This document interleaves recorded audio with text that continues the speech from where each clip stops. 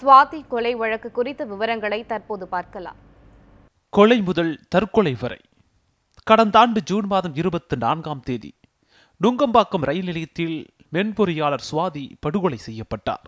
ஜூலை மாதம் 1 தேதி திருநெல்வேலி மீனாட்சிபுரத்தில் கொலை வழக்கு தொடர்பாக ராம்குமார் என்பவர் கைது செய்யப்பட்டார். அதே தேதியில் ராம்குமார் கழுத்தை அறுத்து தற்கொலைக்கு முயற்சித்ததாக தகவல் தெரிவிக்கப்பட்டது. மறுநாள் ஜூலை 2ஆம் தேதி நெல்லை அரசு மருத்துவமனையில் சிகிச்சைக்காக அனுமதிக்கப்பட்டிருந்த ராம்குமாருக்கு சென்னை அரசு மருத்துவமனையில் சிகிச்சைக்கு ஏற்பாடு செய்யப்பட்டு அனுமதிக்கப்பட்டார். ஜூலை 5ஆம் தேதி புழல் சிறையில் அடைக்கப்பட்டார் ராம்குமார். கொலை வழக்கு தொடர்பாக ஜூலை 5ஆம் தேதி ராம்குமார் தரப்பில் ஜாமீன் மனு தாக்கல் செய்யப்பட்டது. ஜூலை 18ஆம் தேதி காணொலி காட்சி மூலமாக ராம்குமாரிடம் நீதிமன்ற நீதிபதி விசாரணை தொடங்கினார். ஆகஸ்ட் 8ஆம் தேதி ராம்குமாரை காவலில் எடுத்து போலீசார் விசாரணை நடத்தினர். இந்நிலையில் செப்டம்பர் மாதம் 18ஆம் தேதி சிறையில் மின்கம்பியை கடித்து ராம்குமார் தற்கொலை செய்து கொண்டதாக சிறைத்துறை அறிவித்தது.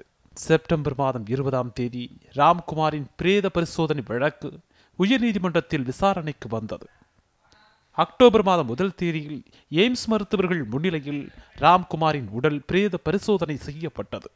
இதனைத் தொடர்ந்து அக்டோபர் 3ஆம் தேதி ராம்குமாரின் உடல் அவரது சொந்த ஊரில் அடக்கம் செய்யப்பட்டது.